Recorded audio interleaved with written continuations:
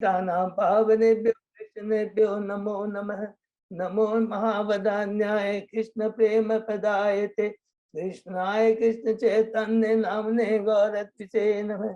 हे कृष्ण करुणा सिंधु दीन बंधु जगतपते गोपेश गोपिका कांत राधा कांत नमस्तुते। तप्त कांचन गौरांगी राधे बिंदावनेश्वरी विश्वानुसुते देवी प्रणमामि हरिप्रिय। नीलांचल निवासाय नित्याय परमात्मने बलभद्र सुभद्रायां जगन्नाथाय ते नमः। जय श्री कृष्ण चैतन्य प्रभु नित्यानंद श्री अद्वैत गदाधर श्रीवासादि गौर भक्तवृंद। मुखं करोति वाचालं पंगुलंगे गिरिं यत्कृपातमहं वन्दे श्री गुरुं दीनतारिणं परमानंद माधवं श्री चैतन्येश्वरम्। हरे कृष्णा कृष्ण कृष्णा हरे हरे हरे राम राम राम हरे हरे। श्री मंगलाचरण की जय, शिला प्रभुपाद की जय। हरे कृष्णा। आज के इस भागवतम चर्चा में अध्ययन में सभी भक्तों का हार्दिक स्वागत है। सभी भक्तों के चरणों में मेरा दंडवत प्रणाम है। भगवान गुरु भक्त आचार्यों सीनियर डिवोटीज की असीम कृपा हमारे ऊपर है कि हम सब लोग मिल कर करके श्रीमद् भागवतम की चर्चा कई दिनों से कर रहे हैं। अभी हम लोग कैंटो 3 के 29वें, पिछले ही दिन हम लोग 29वें अध्याय में प्रवेश किए। बहुत इंपॉर्टेंट है। शीर्षक है भगवान कपिल द्वारा भक्ति की व्याख्या। उसके पहले हमने 28 अध्याय कंप्लीट किए हैं, जिसको हम संक्षेप में दोहराते हैं। प्रथम 4 अध्याय में विदुर जी और उद्धव जी का वार्तालाप है। विदुर जी के प्रश्न है और उद्धव जी उनका जवाब देते हैं। पहले अध्याय में प्रश्न करते हैं, दूसरे थे उद्धव जी भगवान के वृंदावन के भार की लीला का वर्णन करते हैं। चौथे अध्याय में विदुर जी परम दिव्य ज्ञान की प्राप्ति के लिए बारे में पूछते हैं, जो उद्धव जी स्वयं न दे करके मर्यादा को ध्यान में रखते हुए विदुर जी को मैत्रेय मुनि के पास भेज देते हैं हरिद्वार गंगा नदी के तट पे। 5वें 6ठे अध्याय में बहुत सुंदर है। 5वां अध्याय का शीर्षक है विदुर जी का मैत्रेय मुनि से वार्ता की, जिसके अंदर में विदुर जी जीव के बारे में और फिर ये भौतिक प्रकृति 23 एलिमेंट, ये विराट रूप की किस प्रकार सृष्टि, उसके बारे में पूछते हैं। तो इसका डिटेल में वर्णन 5वें 6ठे अध्याय में। 7वें अध्याय में फिर और प्रश्न करते हैं विदुर जी ईश्वर तत्व जीत के बारे में। 8वें अध्याय में हम प्रवेश करते हैं ब्रह्मा जी का प्राकट्य अवतार। ब्रह्मा जी का प्राकट होता है भगवान के नाभि से, गर्भोदक्षाय विष्णु की नाभि से जो कमल निकलता है। 9वें अध्याय में ब्रह्मा जी की स्तुति है गर्भोदक्षाय विष्णु को कि आप मुझ पर कृपा करें, सृष्टि विसर्ग जो सेकेंडरी सृष्टि है, ओरिजिनल सृष्टि आपने कर दी है, उस सेकेंडरी सृष्टि करते समय रजोगुण के प्रभाव में आकर के मैं अपने को करता नहीं बैठता हूँ। 10वां अध्याय में सृष्टि के विभाग, जिसमें प्राकृतिक माने सर्ग, वैकृतिक माने विसर्ग के बारे में पढ़ा। 11वें अध्याय में परमाणु से काल की गणना बहुत सुंदर है, जिसके बारे में समय के बारे में, मनवंतर के बारे में, युगों के बारे में और कल्प के बारे में हमने डिटेल में पढ़ा। 12वें अध्याय से शुरू होता है ब्रह्मा जी की सृष्टि। प्रथम ब्रह्मा जी 5 अविद्या को उत्पन्न करते हैं, उसके बाद में चतुष्कुमारों को, उसके बाद में रुद्र को, फिर अन्य 10 संतानें उत्पन्न करते हैं, जिसमें 9 ऋषि है और एक नारद जी है, और अंत में कपल को उत्पन्न करते हैं शांभु मुनि और सप्तभूता। 13वें अध्याय में प्रवेश करते हैं बराह भगवान का अवतार, जिसमें भगवान किस प्रकार पृथ्वी का उद्धार करते हैं।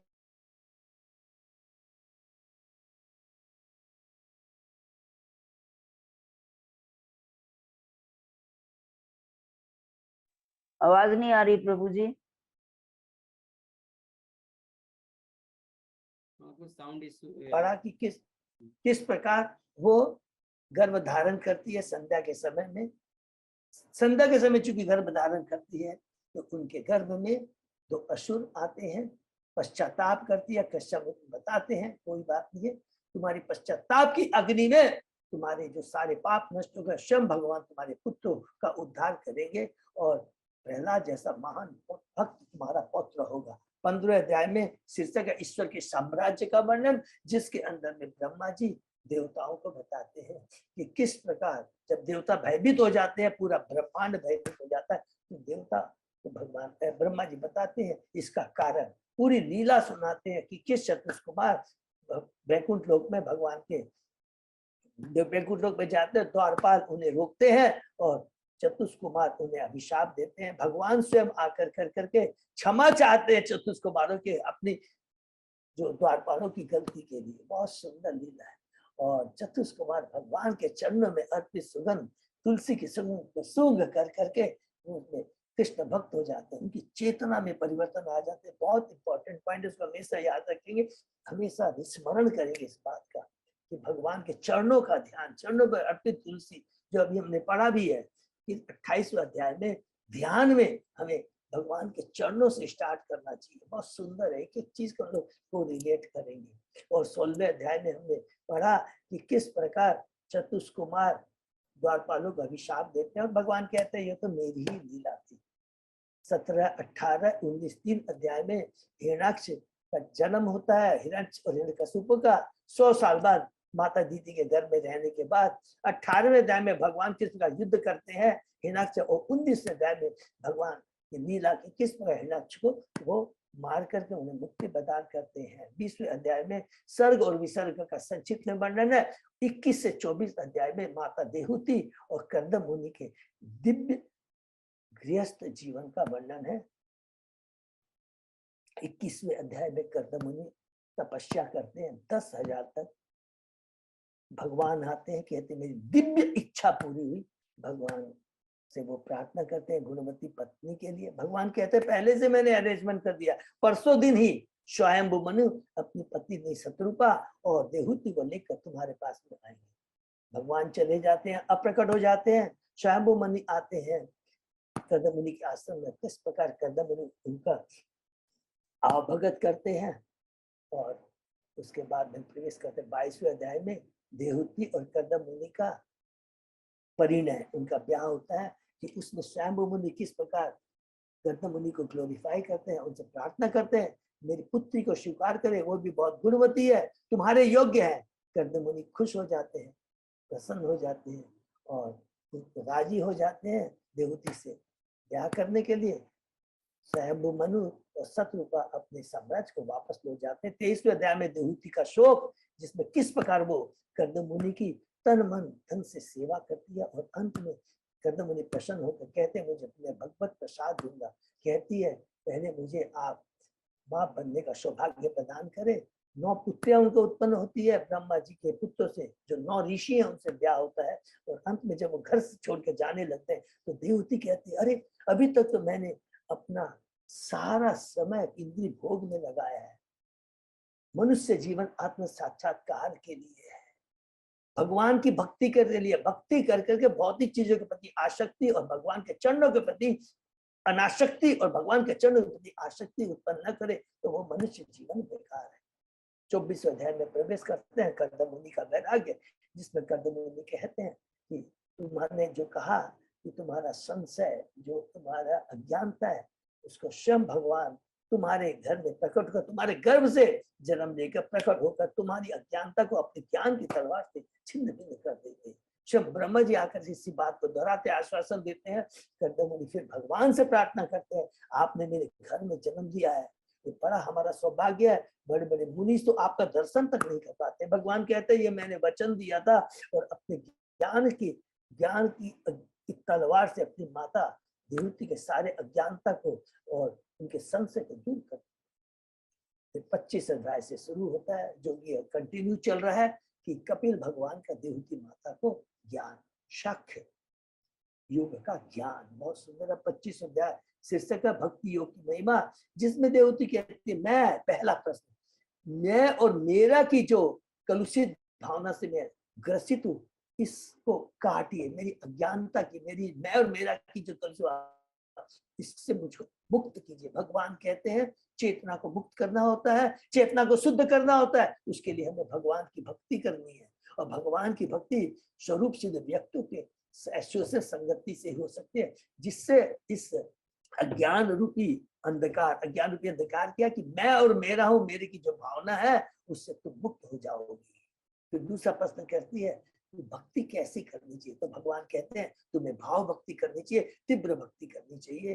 अगर तीव्र भक्ति शुरू से जीव नहीं कर सकता है, जीव के लिए भगवान देवहूति तो भगवान की परम भक्त है, हम बस जीव के लिए बोलते हैं, तो उन्हें वैधि भक्ति करनी चाहिए, विधि नियमों का पालन करना चाहिए। और अभी भी हम आगे पढ़े कि वैधि भक्ति में किस प्रकार के लोग हमारी चेतना भक्ति तो करते हैं, लेकिन अलग अलग चेतना रहती है, और किस प्रकार अलग चेतना को किस रूप में यहाँ पर प्रकट किया गया है।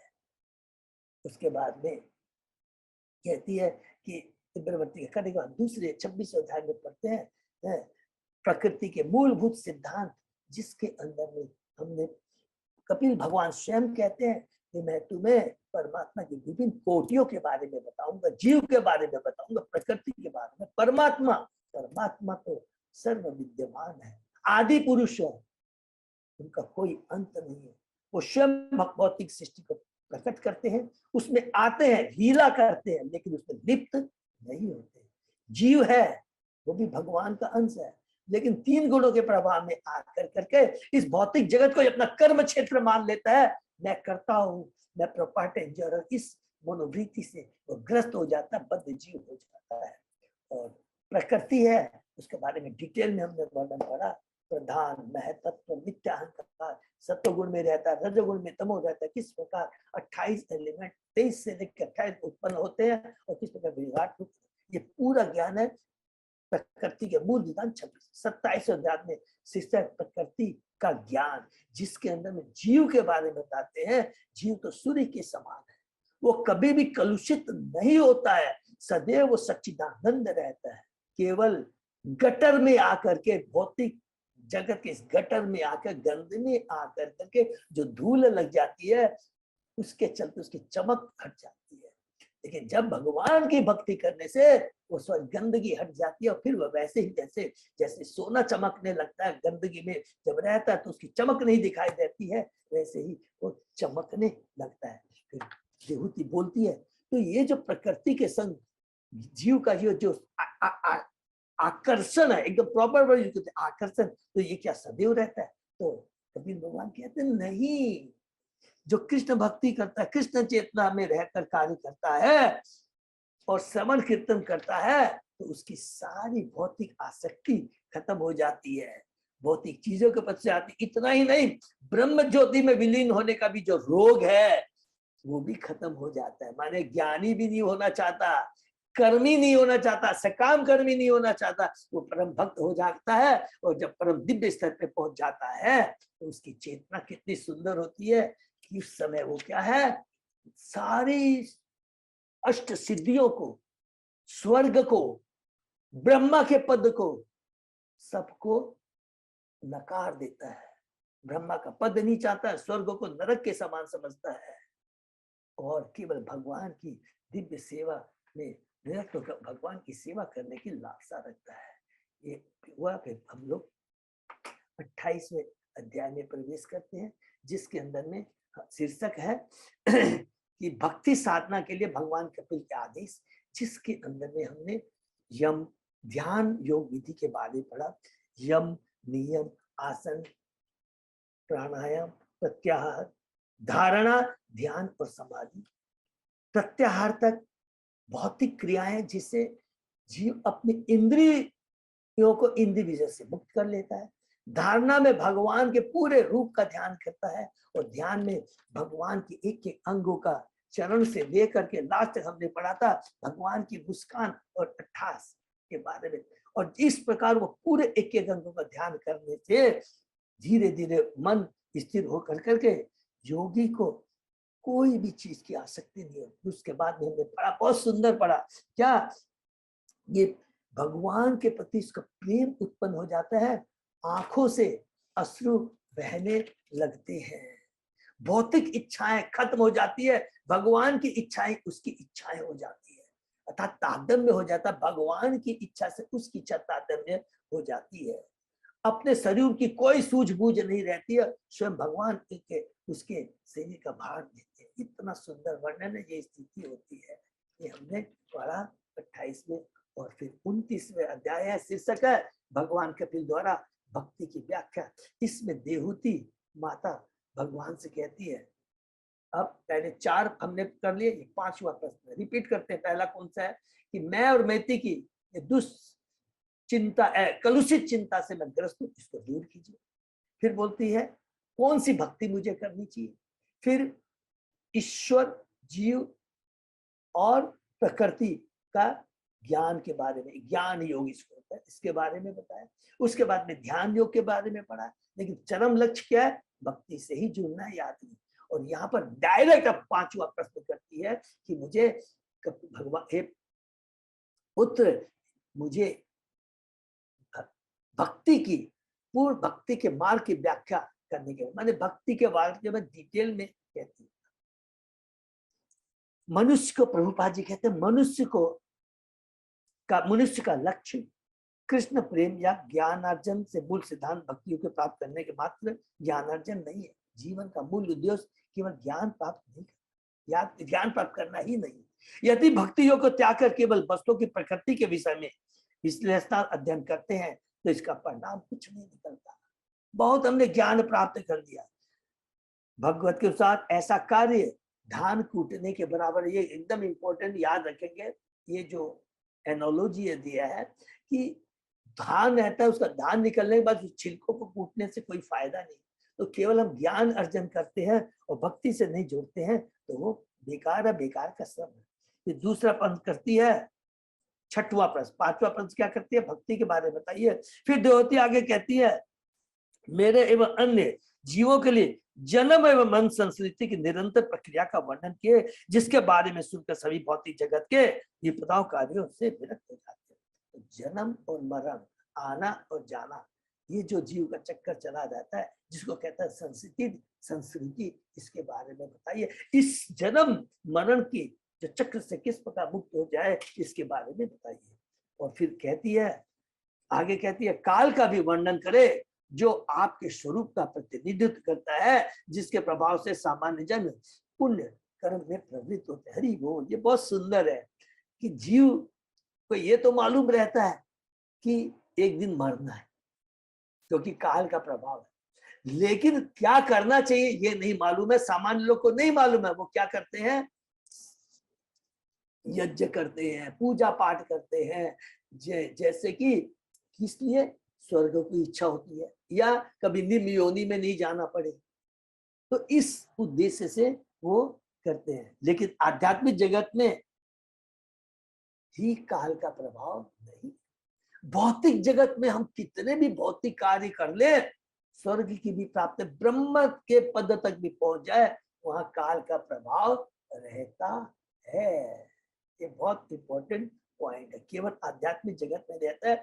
यही बात यहाँ पर भगवान कपिल को बताएंगे कि कोई फायदा नहीं है, जितने भी भौतिक कार्य कर ले उसमें काल का प्रभाव जब तक इस भौतिक जगत में, इस ब्रह्मांड में है, पाताल से लेकर ब्रह्मलोक तक है, वहां पर काल का प्रभाव है। इवन ब्रह्मा जी को भी एक पद छोड़ना पड़ता है। बहुत सुंदर है, हम जाएंगे देखेंगे। कैंटो 8 में जब पढ़ेंगे, अलग अलग मनवंतर में है, ब्रह्मा का एक, इंद्र का पद है, सारे जितने अलग अलग पद, मनु है, मनु का भी एक लिमिटेड ईयर है, ब्रह्मा जी का भी है, सॉरी इंद्र का भी पद है, लिमिट। ये पद है, एक समय खत्म होने के बाद छोड़ के जाना पड़ता है जीव को। एक आयु के बाद छोड़ के जाना पड़ता है, सब कुछ छोड़ के जाना पड़ता है। ये काल के बारे में बताते हैं। फिर देवहूति कहती है, आप जीवों के बद्ध जीवन के अंधकार को प्रकाशित करने वाले। बहुत सुंदर। पहला, उनके ज्ञान चक्षु बंद होने के कारण वो बिना आपके आश्रय में आए हुए अंधकार के ग्रस्त में पड़े रहते हैं, जिसके कारण वे अपने मिथ्या कर्मों में झूठे ही व्यस्त रहते हैं और अत्यंत थके प्रतीत होते हैं। ये बहुत सुंदर वर्णन लिखा है, अत्यंत थके प्रतीत होते हैं। तो प्रभुपाद जी यहाँ पर बहुत सुंदर बात कहते हैं, जीव अगर केवल अपने शरीर की आवश्यकताओं को पूरा करने में लगा रहे और जीवन की शाश्वत आवश्यकता है, शाश्वत मीन्स भगवान की भक्ति की अवहेलना करता रहे, तो अंधकार के क्षेत्र में रहता है और उसकी भौतिक अवस्था कभी भी पूरी नहीं होती। और वो इसको पूरा करने के लिए एक इच्छा पूरी होती है, दूसरे की आशा करती है, करता रहता और अंत में वो थक जाता है, शरीर छोड़ के चला जाता है, पुनः दूसरे जन्म लेता है, फिर वही दूसरी माता के गर्भ में आकर के पुनः जन्म लेता है। इस थकान को दूर करने के लिए अलग अलग प्रयास करता है, किंतु निराश रह जाता है। इस निराशा को दूर करने का एकमात्र उपाय कृष्ण भक्ति है, ये प्रभु आदित्य आत्मा में कहते हैं। तो ये 3 प्रश्न हमने पढ़े पहले श्लोक से छड़े। पहला क्या है, भक्ति के डिटेल में व्याख्या कीजिए।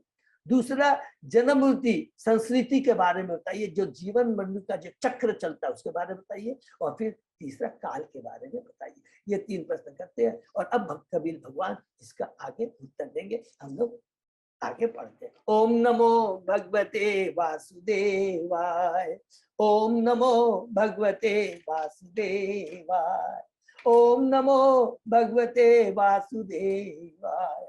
नारायण नमस्कृत्य नरं चैव नरोत्तमं देवी सरस्वती व्यासं ततो जयं उदीरये। नष्टप्रायेषु अभद्रेषु नित्यं भागवत सेवया भगवती उत्तम श्लोके भक्ति भवति नैष्ठिकी।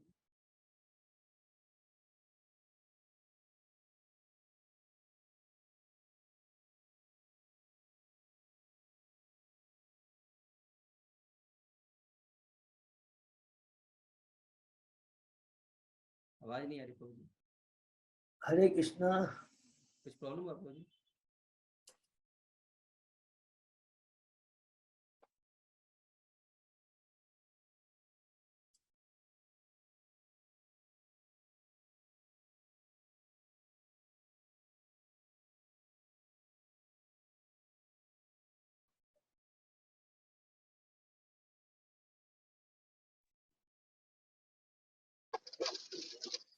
हरे कृष्णा प्रभु। हाँ प्रभु जी, आवाज आ रही है। हाँ प्रभु, सॉरी, इसको फिर डिस्कनेक्ट करना पड़ेगा प्रभु। हाँ करके भी तो रिस्टार्ट करते हैं। हाँ हाँ हाँ प्रभु, रिस्टार्ट करते हैं। आप इसको डिस्कनेक्ट कर दीजिए। ठीक ठीक।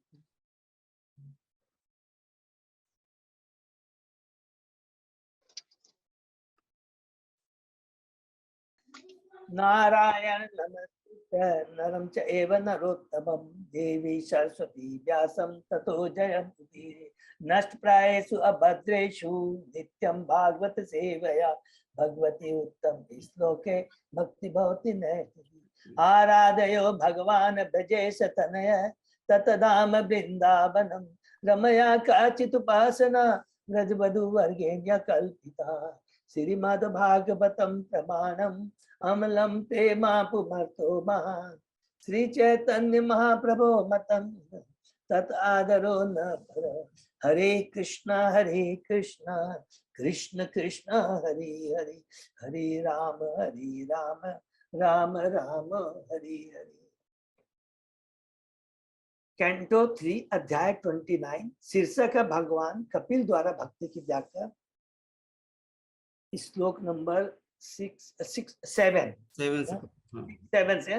तो देवहूति माता के प्रश्न करने के बाद 3 प्रश्न करने के बाद में फिर मैत्रेय मुनि विदुर जी को कहते हैं कि माता के शब्दों को सुनकर करके अतिक दया से दबित होकर कपिल भगवान माता देवहूति से कहते हैं, क्या कहते हैं? श्री भगवान वाचः भक्ति योग बहुविधो मार्गो भामिनी भाव्यते स्वभाव गुण मार्गेण पुंसाम भावो विभिद्यते। हरि बोल। भामिनी बहुत सुंदर वर्ड है। भामिनी माने देवती को भामिनी कहते हैं। क्या बोलते हैं? उसका मतलब हुआ उत्तम स्त्री, दिव्य, उत्तम, एकदम भगवान की परम भक्त। भगवान कपिल ने उत्तर दिया, हे भामिनी, साधक के विभिन्न गुणों के अनुसार भक्ति के अनेक मार्ग है। कि विधि भक्ति जो जीव करता है, साधक जो भक्ति करता है, उसके विभिन्न गुणों के अनुसार भक्ति के अनेक। तो विभिन्न गुणों का मतलब हो गया कि जीव जैसे भौतिक जगत में आता है, हमने पढ़ा 3 गुण से वो बंध जाता है, सत्वगुण, रजोगुण, तमोगुण। और जैसे जैसे उसकी चेतना रहती है उसी प्रकार की वो भक्ति करता है। ये बहुत इंपॉर्टेंट है। इस चीज को एकदम अच्छे से समझेंगे, हमको अपने बारे में, अपनी चेतना के बारे में बहुत अच्छे से समझ में आ जाए। कृष्ण भावना में शुद्ध भक्ति केवल एक है, क्योंकि शुद्ध भक्ति में भक्त भगवान से किसी भी मांग को पूरा करने के लिए नहीं कहता, किंतु सामान्य रूप से लोग सकाम भक्ति करते हैं। सामान्य रूप से लोग सकाम भक्ति करते हैं। इसका मतलब भले ही ऊपर से न बोले, अंदर में उनकी कुछ इच्छाएं रहती है। जैसा कि भगवत गीता में कहा गया जो लोग शुद्ध नहीं है वे 4 प्रकार के प्रयोजनों से भक्ति करते हैं। सबको मालूम है ना, गीता का 7 अध्याय का 16वां, चतुर्विधा भजन्ते माम प्रकृतो अर्जुन सुकृतो अर्जुन अर्थ जिज्ञासु अर्थाति ज्ञानी च भरत ऋषभ है। ठीक है, कुछ लोग भौतिक परिस्थितियों से पीड़ित होकर भगवान के भक्त बनते हैं और अपने अपने कष्ट दूर करने के भगवान के पास जाते हैं। जिन लोगों को धन की आवश्यकता है वे भगवान के पास पहुंच करके अपनी आर्थिक स्थिति को सुधारने के लिए याचना करते हैं। अन्य लोग जिन्हें कोई कष्ट नहीं है तो आर्थिक सहायता की आवश्यकता नहीं होती, वे परस्पर को जानने के लिए ज्ञान की खोज करते हैं। वे भी भक्ति स्वीकार करके भगवान की प्रकृति के विषय में जिज्ञासा करते हैं।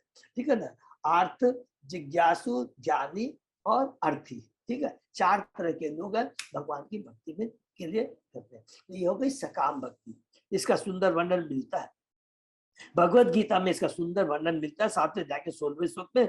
वस्तुतः भक्ति मार्ग अद्वितीय है, किंतु भक्तों की परिस्थिति के अनुसार भक्ति अनेक प्रकार की प्रतीत होने लगती है, जिसको अगले श्लोक में उत्तम ढंग से समझाया गया है। तो 4 प्रकार की भक्ति हमने 3 प्रकार की भक्ति के बारे में पढ़ेंगे, सतोगुणी, रजोगुणी और तमोगुणी। ठीक है, अभिसंधाय यो निहिंसाम दंभम मात्सर्यम एव वा संरंभी भिन्न दिग्भावम मयि कुर्यात् तामसः।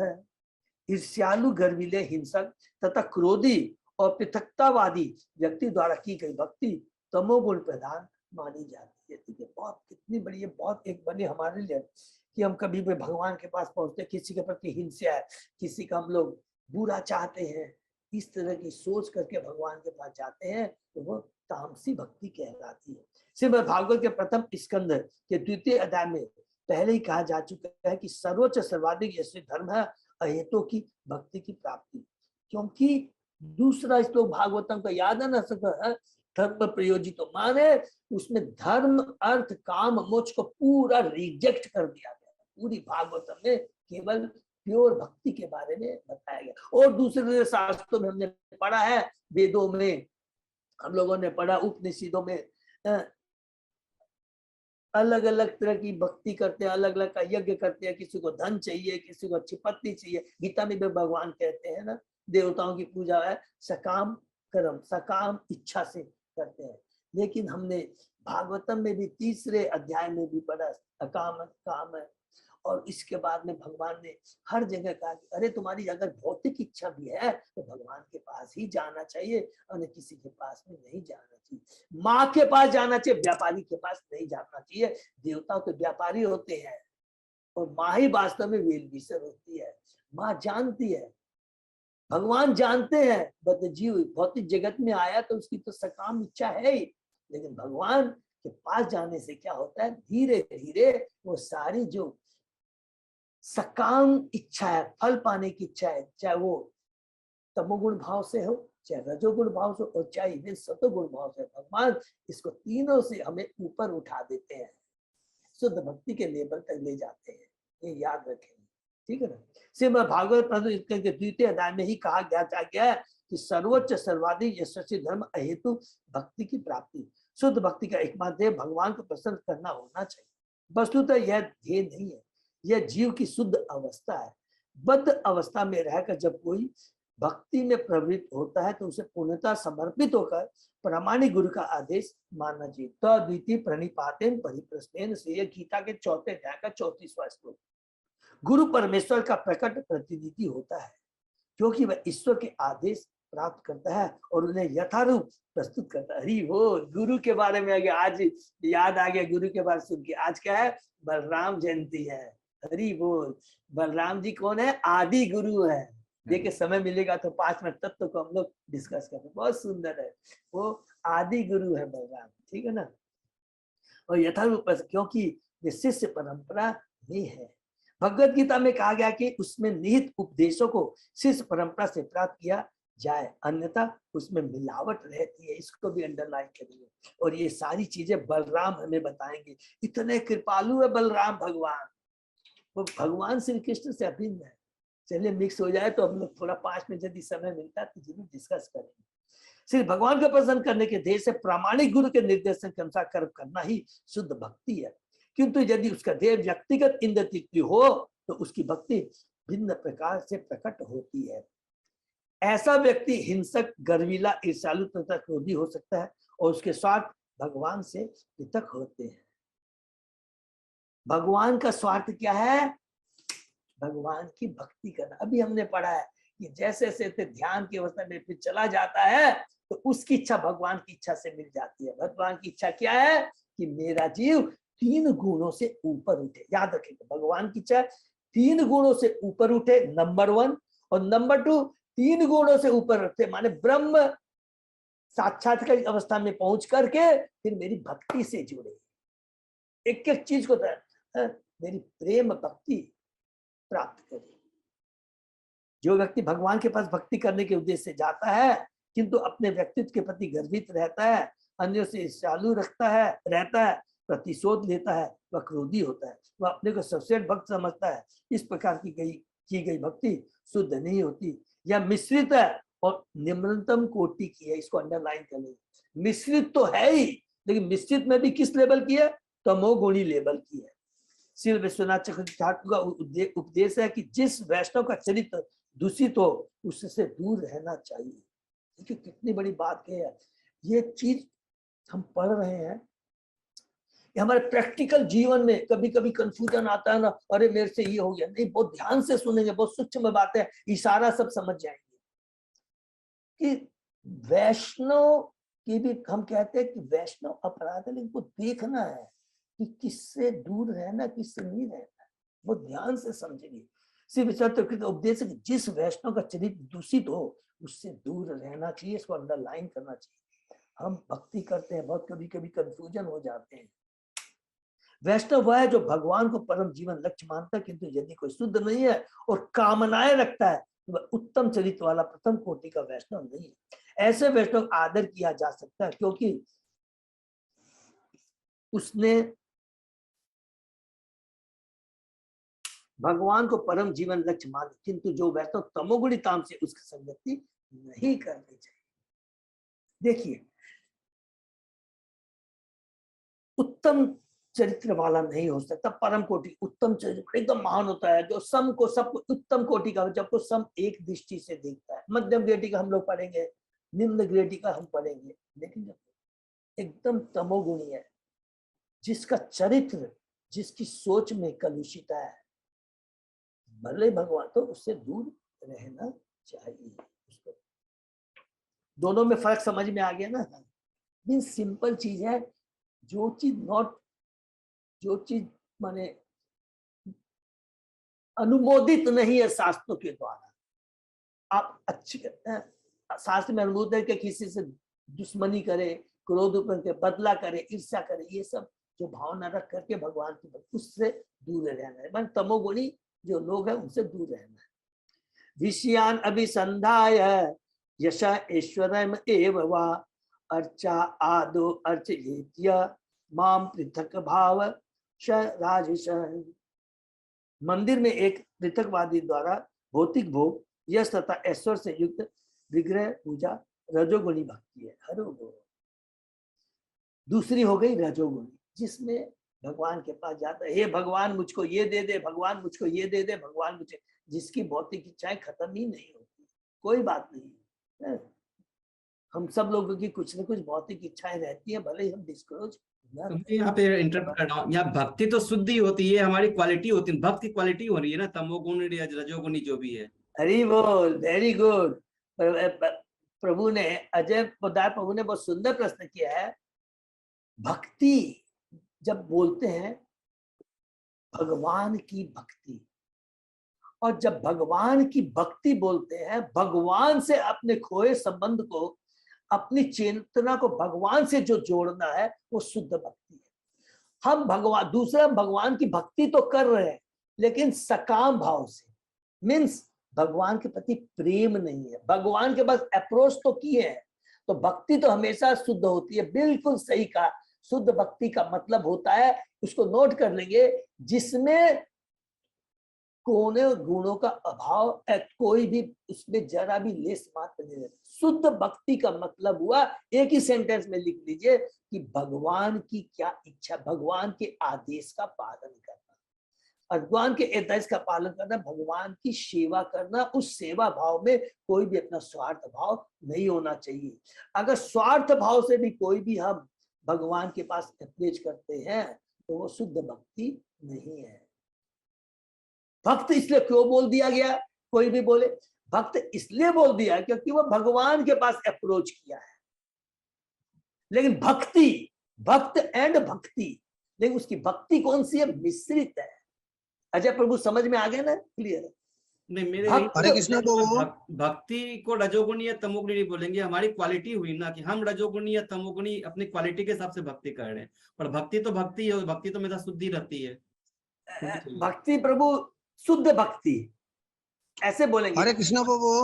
हाँ बोले, हाँ कार्तिक नाथ बोलिए प्रभु। भक्ति में कोई वासना नहीं होना चाहिए, वो ये असली चीज है। हाँ, वो शुद्ध भक्ति हुआ। लेकिन अजय प्रभु का प्रश्न दूसरा है। प्रभु अजय प्रभु का प्रश्न करते हैं, भक्ति भी क्या रजोगुणी होती है क्या, भक्ति भी तमोगुणी होती है कि भक्ति, एम आई राइट अजय प्रभु? हाँ, मेरा यही पूछना था। हाँ प्रभु, हाँ होती है प्रभु, होती है प्रभु, होती है प्रभु।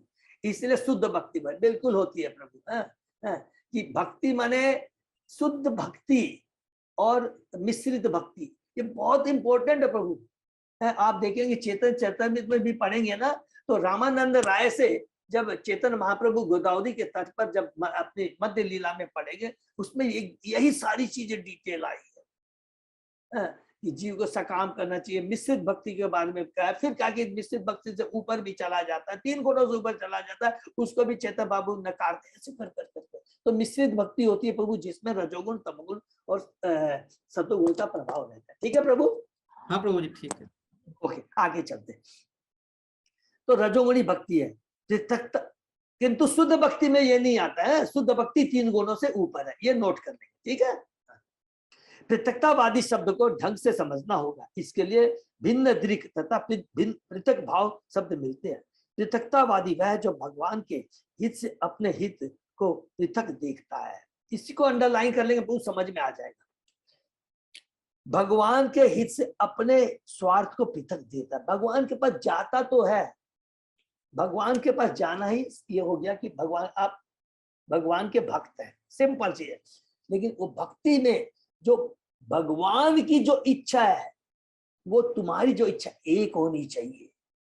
भगवान की इच्छा हमारी इच्छा में क्या है, कोई भी स्वार्थ नहीं हो। जैसे अभी कार्तिक की अन्य अभिलाषा ज्ञान कर्मादि अनाथ, बहुत सुंदर है अन्य अभिलाषा को। इतना डिटेल में पढ़ लेगा, 4 दिन भी अगर हम डिस्कस करते चले जाएंगे। भक्ति के सामने सिंधु में इतना इसका वर्णन है, इसका कोई अंत नहीं।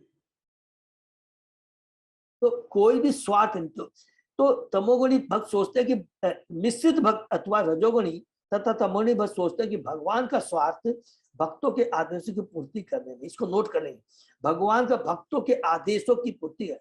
ऐसे भक्तों इसमें रहता, भक्तों का आदेश नहीं, भगवान का आदेश होना चाहिए। ऐसे भक्तों का स्वार्थ इसमें रहता है कि अपने इंद्रिय तृप्ति के लिए अधिक से अधिक भगवान से प्राप्त कर लिया जाए। यही पृथकतावादी प्रवृत्ति है, क्योंकि भगवान की प्रवृत्ति कुछ और है। भगवान की प्रवृत्ति क्या है, हम लोग फिर से रिपीट कर लेंगे। भगवान चाहते हैं, हे मूर्ख, हे मेरा जीव, तो इस भौतिक जगत का नहीं है, तू तो आध्यात्मिक जगत का है। तू मेरे आदेश क्या है, भौतिक जगत से छुटकारा पाकर आध्यात्मिक जगत में आ। और तू तो क्या कर रहा है, इस जो कुछ मेरे से मांग रहा है कि और भौतिक जगत में और मैं कैसे घुसता चला जाऊं, उसकी बात कर रहा है। तो भगवान की इच्छा है, यहाँ जीव की जो इच्छा है वो पृथक है, इसलिए इसको पृथकतावादी कहते हैं। वस्तुतः पिछले अध्याय में शुद्ध भक्ति की व्याख्या हुई है, जो कि ये भी हमने पढ़ा है 28वें अध्याय में। हमने पढ़ा है कि 34वें श्लोक से हमने लेके पढ़ा है कि जब ध्यान की अवस्था में आ जाता है, खत्म हो जाता है, उसकी सिचुएशन क्या होती है। हमने पहला श्लोक में क्या लिखा था कि वो भगवान के प्रति प्रेम हो जाता है, उसके आंख से अश्रु बहने लगते हैं। और फिर दूसरे श्लोक में लिखा था उसकी इच्छा भगवान की इच्छा एक हो जाती है, वो है शुद्ध भक्ति। अब आप बोलेंगे प्रभु हम लोग सब लोगों को तो ये है ही, सबको थोड़ा भौतिक इच्छाएं रहती है, घबराने की बात नहीं है। हमको उस लेवल पे पहुंचना है। हमने अभी पहले डिस्कस किया था, गीता के 3 अध्याय 4, 5 अध्याय में जाएंगे, कर्म योग के बारे में लिखा है। जैसे ही हम भक्ति में जोड़ते हैं, अपने कर्मों को भगवान से जोड़ देते हैं, मीन्स हम भोग लगाते हैं, भगवान की पूजा करते हैं, ये भी कर्म योग है।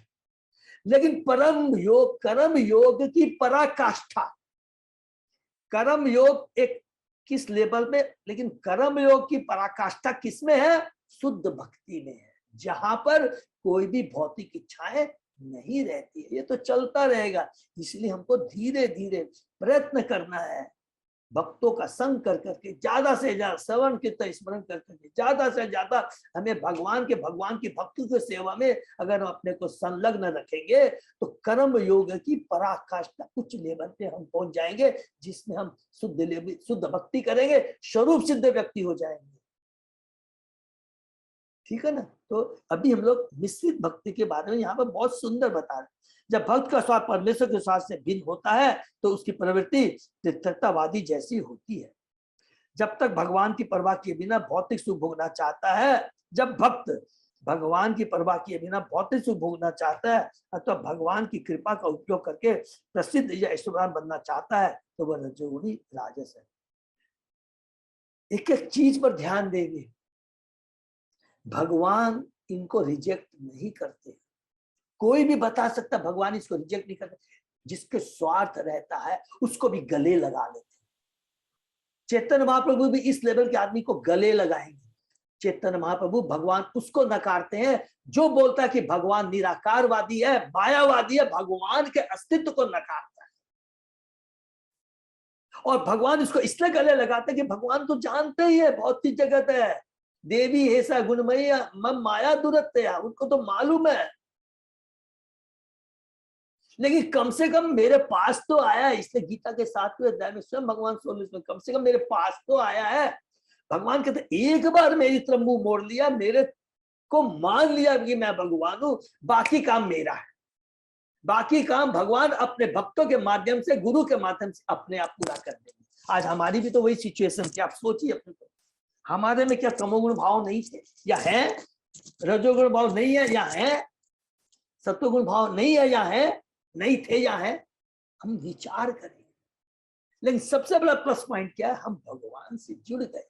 भगवान कौन है ये जान गए। भगवान से मेरा क्या संबंध है जान गए। हमारा लक्ष्य क्या है वो जान गए। लक्ष्य को प्राप्ति करने में बहुत सारी बाधाएं आते हैं, 3 गुणों का प्रभाव आता है, इससे भी मुक्त हो जाएंगे। घबराने की बात नहीं है।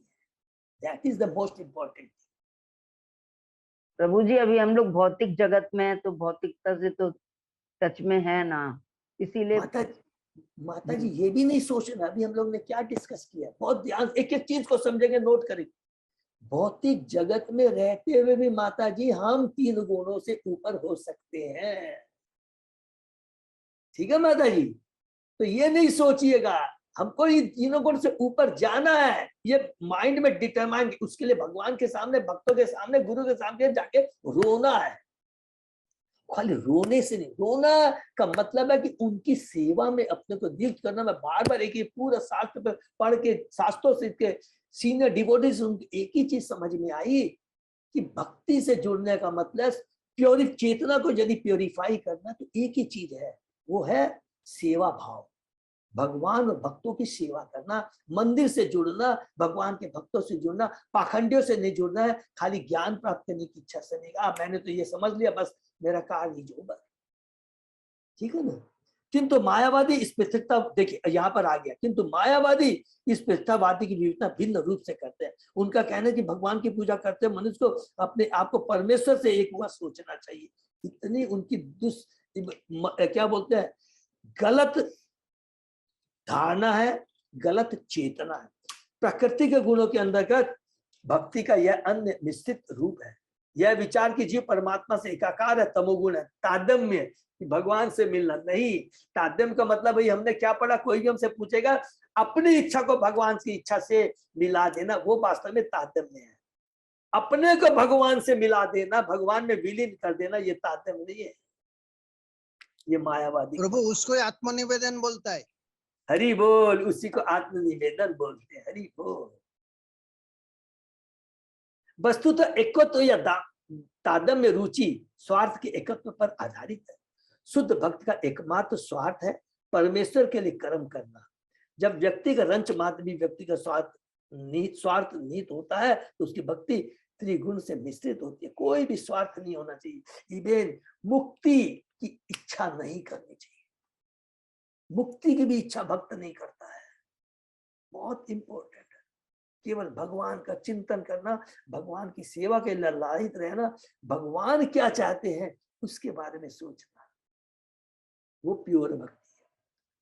कर्म निर्हारम उद्देश्य परस्मिन् वा तत् अर्पणम यजेत यष्टव्यम इति वा पृथक भाव स सात्विक। हरि बोल। जब भक्त भगवान की पूजा करता है और अपने कर्मों की त्रुटि से मुक्त होने के लिए अपने कर्म फलों को अर्पित करता है तो उसकी भक्ति सात्विक होती है। हरि बोल। अपने कर्मों को भगवान को समर्पित कर देता है। हे भगवान, मुझे मुक्ति प्रदान करो, सारे कर्मों को फल को त्याग। तो जब हमारे कर्म फल नहीं रहते तो हमको मुक्ति मिलती है। कर्म फलों से मुक्त होना। ब्राह्मण, क्षत्रिय, वैश्य, शूद्र के 4 वर्ण तथा ब्रह्मचारी, गृहस्थ, वानप्रस्थ, सन्यासी, ये 4 आश्रम, इन 8 विभागों के अपने अपने कर्म है जिन्हें भगवान को प्रसन्न करने के लिए संपन्न करना होता है। जब ऐसे कार्यों को संपन्न करके इनके फलों को परमेश्वर को अर्पित कर दिया जाता है तो वे कर्मणार्पण कहलाते हैं। यदि कोई त्रुटि रह जाती है तो इस अर्पण से वह पूरी हो जाती है, किंतु यदि यह अर्पण शुद्ध भक्ति में न होकर सतोगुण में हो तो स्वार्थ भिन्न हो जाता है। चारों आश्रम तथा चारों वर्ण अपने अपने व्यक्तिगत स्वार्थों के अनुसार किसी न किसी लाभ के लिए कर्म करते हैं। ऐसे कर्म सतोगुण में होते हैं। इसकी गणना शुद्ध भक्ति की श्रेणी में नहीं की जा सकती। जैसा कि रूप गोस्वामी ने कहा, शुद्ध भक्ति समस्त भौतिक इच्छाओं से रहित होती है। अन्य अभिजात्यता शून्य ज्ञान करनाती अनादितम। व्यक्तिगत या भौतिक स्वार्थ के लिए यह बहाना नहीं हो सकता। भक्ति संबंधी कर्मों को सकाम कर्मों तथा यादृच्छिक अनुभववादी दार्शनिक चिंतन से परे होना चाहिए। शुद्ध भक्ति समस्त भौतिक गुणों से परे होती है। शुद्ध भक्ति, अजय प्रभु यहाँ लिख दिया है, शुद्ध भक्ति समस्त भौतिक गुणों से परे होती है। ठीक है प्रभु, तीनों गुणों से परे है। हाँ एकदम। तमो रजो तमो सतो गुण के अधीन भक्ति को 81 श्रेणियों में विभाजित किया जा सकता है। भक्ति संबंधी कार्य को 9 प्रकारों में विभाजित किया जा सकता है। समर्पण, कीर्तन, स्मरण, पूजन, अर्चन, सेवा तथा समर्पण, और इसको पुनः 3 गुणात्मक श्रेणियों में बांटा जा सकता है। इस प्रकार श्रवण से तमो, रजो तथा सतो गुण के अधीन विभाग हो सकते हैं। इसी प्रकार गुणों के भी 3 विभाग है। 3 गुण गुणित 9 बराबर 27। जब इसे 3 से गुना करते हैं तो 81 आता है। मनुष्य को परमुटेशन कॉम्बिनेशन, मनुष्य को शुद्ध भक्ति के स्तर पर पहुंचने के लिए ऐसी समत मिश्रित भक्ति को पार कर जाना होता है, जैसा कि अगले श्लोक में बताया गया है। हरि बोल। तो यहाँ 3 गुणों के बारे में बहुत सुंदर बताया। समझ गए कि बहुत सिंपल है कि श्रवण है मेरा, तमोगुणी श्रवण है, रजोगुणी श्रवण है, फिर श्रवण है मेरा ये कीर्तन, श्रवण, कीर्तन, स्मरण, सब है 9। सब में भी तमोगुण रजोगुण का अलग अलग प्रभाव हो सकता है, एक दूसरे। ठीक है ना। तो दैट इज 81 है। परमुटेशन कॉम्बिनेशन हम लोग जो पढ़ते थे उसी का है, दैट इज 81 है।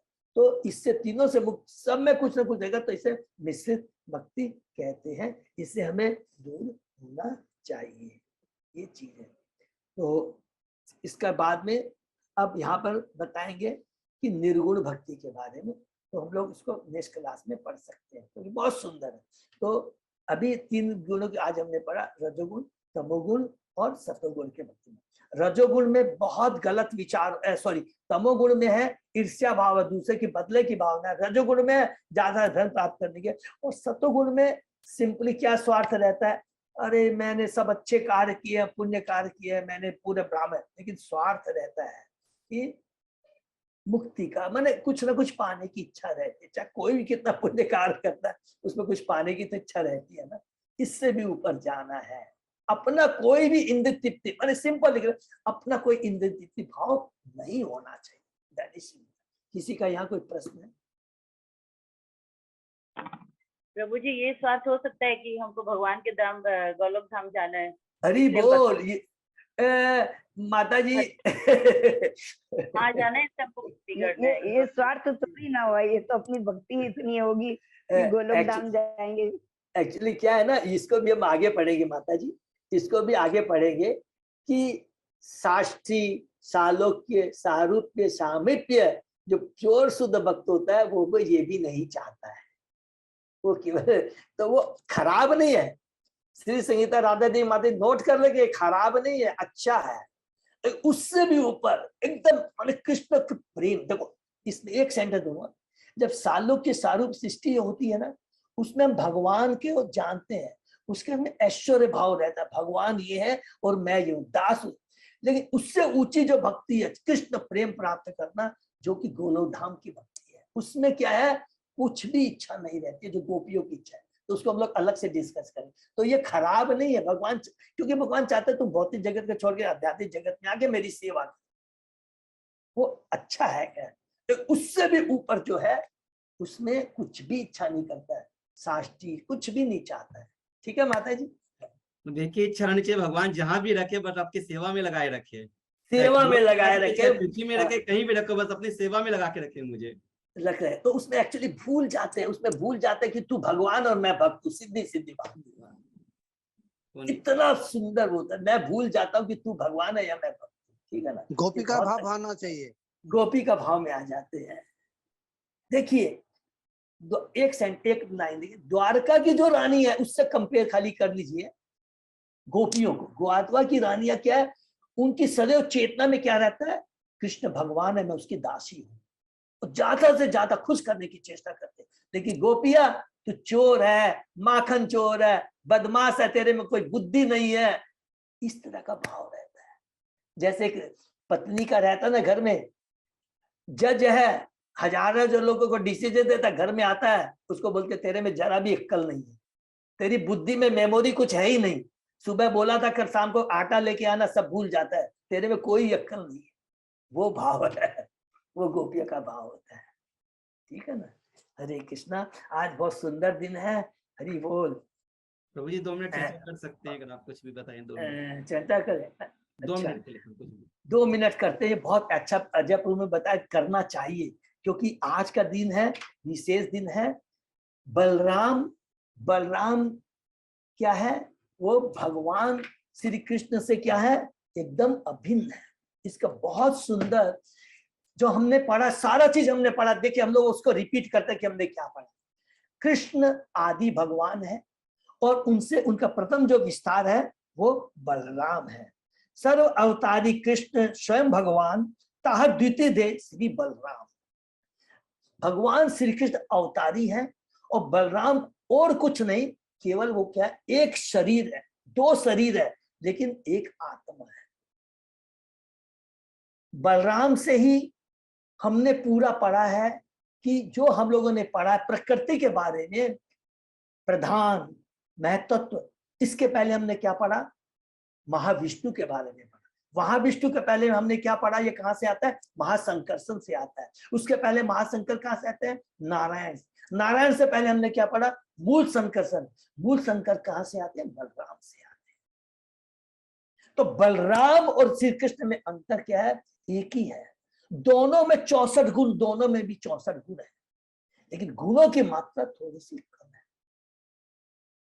बलराम सेवक है, कृष्ण सेव्य है। बलराम के भगवान का आने का उद्देश्य क्या होता है, सेवा करना, केवल भगवान की सेवा में अपने को नियुक्त रखना, और कोई दूसरा कार्य नहीं है। बलराम आते हैं, हमेशा भगवान जब श्री कृष्ण आते हैं उनके पहले आते हैं, सारा अरेंजमेंट करते हैं। भौतिक जगत में आते हैं, याद करिए पूरा अरेंजमेंट करता है। कैसे कोरिलेट कीजिए, बलराम आए, मूल संकर्षण, महासंकर्षण, महाविष्णु, फिर भौतिक जगत को बनाए। तो जब तक भौतिक जगत नहीं बनेगा तो भगवान आकर के लीला कैसे करें। तो पहला काम बलराम करें, और उसके बाद में भगवान की इवन ये धाम है, ये धाम को जो लेके आते हैं ना, ये भगवान ही करते हैं, बलराम ही करते हैं। बलराम चाहे सतयुग हो, चाहे त्रेता युग हो, चाहे द्वापर युग हो या कल युग में, भगवान हमेशा बलराम रहते ही रहते। राम लक्ष्मण बन के आते हैं, फिर कहते हैं कि अरे लक्ष्मण बन के बहुत तकलीफ होती है, कुछ बोल नहीं पाता हूँ, जो बोलते हैं वही करना पड़ता है, तो मैं द्वापर युग में अब तेरा बड़ा भाई बन के आऊंगा, बलराम बन के आऊंगा। और द्वापर युग में आकर कर करके सारा कार्य करते हैं, शांत भाव से, दास्य भाव से, साख्य भाव से, वात्सल्य भाव से और माधुर्य भाव से। ये बलराम द्वापर युग बहुत इंपॉर्टेंट। शांत भाव से, दास्य भाव से क्या है कि पूरा पहले वृंदावन धाम को लेके आते हैं, सारे पेड़ पौधे करते हैं, सारा अरेंजमेंट करते हैं, सेवक करते हैं। साख्य भाव से आपने पढ़ा ही है, उनके संग में गाय चराने जाते हैं और उनको टोकते रहते हैं, करते रहते हैं, अरे तुमने मट्टी का। और वात्सल्य भाव से पूरा ध्यान रखते हैं उसका, बलराम देव। और माधुर्य भाव से भी है, कोई बता सकता है? यस, क्योंकि बड़े भाई हैं, माधुर्य लीला नहीं कर सकते हैं, तो क्या करना पड़ता है? वो राधा रानी की जो छोटी बहन है, क्या नाम है? मंजरी। क्या नाम है? किसी को नाम याद है? राधा रानी की छोटी बहन का क्या नाम है? हरि बोल। कार्तिक नाथ कृष्णदास प्रभु याद है? बहुत कॉमन नहीं नाम है। वो याद नहीं है वो। हैं? नहीं, विशाखा तो सखा है। नहीं, नहीं नहीं नहीं नहीं, अरे चंद्रावली। नहीं नहीं नहीं नहीं प्रभु, मैं नाम बोला हूं, मंजरी। वो माधुर्य भाव में लीला करती है, सारा है। फिर उसके बाद में आइए, वो हलधर है, बलराम हलधर है। हलधर, हल जो जोते, जिस प्रकार किसान जो बंजर जमीन है, जो कड़ी जमीन हो गई है, उसको हल करके उपजाऊ बनाता है और उसमें बीज डालता है, तब खेती होती है। उसी प्रकार बलराम जगत में आके आदि गुरु हैं, बताते हैं कि मैं जो सेवा कर रहा हूं उसको सीखो, उसी हिसाब से कृष्ण की सेवा करनी चाहिए। वो भगवान के वस्त्र बनते हैं, भगवान का आसन बनते हैं, सब कुछ बनते हैं, और ये शिक्षा देते हैं कि किस तरह हमें सेवा करनी चाहिए, किस प्रकार भगवान की सेवा करनी चाहिए, जिस और किस प्रकार हमारे हृदय का जो कठोर हृदय है, जिसमें भक्ति नहीं है, गुरु के माध्यम से हमारे हृदय को निर्मल बनाते हैं दिव्य ज्ञान से, और हृदय को निर्मल बनाकर उसमें जिस प्रकार किसान बीज रोपण करता है, उस जमीन को हल कर करके, उसी प्रकार गुरु बलराम गुरु के द्वारा हमारे हृदय को निर्मल बना करके, कलुषितता को दूर कर करके उसमें भक्ति का बीज स्थापन करते हैं। ये है बलराम। हरे कृष्णा प्रभु जी, चंद्रावली नाम है उनका। नहीं नहीं माता जी, चंद्रावली नहीं है। उनकी एल्डर चंद्रावली सखी कजिन है। सिस्टर है। नहीं, लिखा है कजिन सिस्टर है। नहीं, जो बलराम है, जो कजन सिस्टर नहीं, वो जो उनकी छोटी सिस्टर है या बड़ी, मेरे को नाम याद आ जाएगा, याद नहीं आ रहा है। मंजी। ठीक है, नेक्स्ट क्लास में जी बता दीजिएगा, इस समय हाँ बचा है। जैसे याद नहीं आ रहा, एक दिन याद याद नहीं आ रहा, बहुत से तो सारे लीला करते क्या हैं। मंजरी है क्या? मंजरी है? मंजरी मंजरी अनंग तो हो गया है। अनंग हरि बोल, हरि बोल। अनंग मंजरी, किसने बोला? अनंग मंजरी। यस, अनंग मंजरी है, ठीक है। वो एकदम बिल्कुल सही कहा प्रभु, थैंक यू सो मच। तो बलराम के बिना, इसलिए यदि हमको गुरु चाहिए, भाव गुरु कैसा होना चाहिए, किस प्रकार गुरु से अप्रोच करें, बलराम के चरणों में जाना चाहिए कि हे बलराम, आप आदि गुरु हैं, हमें उस तरह का गुरु का मार्गदर्शन दीजिए, जिससे कि मैं आपसे शिक्षा ग्रहण कर करके अपने को कृष्ण की सेवा में नियुक्त कर सकूं, जैसा आप कर रहे हैं। तो आज के दिन बलराम भगवान की बहुत, इससे क्या होगा, हमें गुरु की कृपा मिलेगी। बलराम का मतलब गुरु की कृपा मिलेगी, और गुरु की कृपा मिल जाएगी तो हम भगवान से जुड़ जाएंगे। बलराम जयंती की जय। बलराम भगवान बहुत डिटेल में है। अब ये आदि लीला चेतन चरितामृत में है, 5वें अध्याय में प्रभु बहुत डिटेल में वर्णन है, बहुत डिटेल में वर्णन है। समझिए तो इसके बारे में हम लोग तो बहुत समय नहीं है, नहीं तो बहुत डिस्कस करते हाँ, थे, लेकिन इतना बहुत भी बहुत बचा धन्यवाद जय प्रभु को कि कम से कम हम लोग तत्व ज्ञान मिल गया। हरी बोल। तत्व प्रभु जी आज ज्ञान। बलराम जयंती है क्या? हाँ हाँ हाँ प्रभु आज बलराम जयंती है, सॉरी बोलना ही बोल गया। And we can do fasting up to 12 o'clock, Yeah. तो ये कर सकते हैं जिस हरी बोल। तो बलराम जयंती है, बहुत अच्छा हुआ जब उन्हें याद। सबको मेरा सबको wish you all a very happy Balram Jayanti. ज्यादा से ज्यादा हम लोग भक्ति करते हैं। हरे कृष्ण। तो ये तो हरे कृष्णा, दंडवत हरे प्रणाम कृष्ण। प्रभु। सही भक्तों को बहुत बहुत धन्यवाद। तो आज का सेशन यही विराम प्रभु जी करते हैं। चेतन चरितमृत में कौन सी लीला में है प्रभु जी? मध्य 5वां लीला अध्याय में? में, नहीं आदि लीला में, आदि लीला आदि में, लीला। हाँ आदि लीला में 5वां अध्याय। और आप देखिए ना पूरा चेतन चरित्र में पढ़िएगा, कितना सुंदर वर्णन। समय खत्म हो रहा है। नित्यानंद प्रभु सची माता ने कहा कि तुमने संन्यास लिया है, तुम पूरी को छोड़कर नहीं जाओगे। जैसे ही ये बात कही सची माता ने, पूरा ध्यान रखा नित्यानंद प्रभु ने, और एक स्टेप चेतन महाप्रभु को हेल्प किया है। चेतन महाप्रभु वृंदावन जाना चाहते हैं तो उनको पूरी ले जाते हैं। बहुत सुंदर। हम लोग डिटेल में जैसा मिलेगा तो हरे कृष्णा यही पे विराम देते हैं। हरे कृष्ण। जय दंडवत प्रणाम प्रभु हरे जी। कृष्ण प्रभु जी, धन्यवाद प्रणाम। हरे कृष्ण। हरे कृष्ण। हरे कृष्ण प्रभु जी, सादर प्रणाम। दानम दंड प्रणाम। कृष्णा दंडवत प्रणाम। सबको मेरा प्रभु।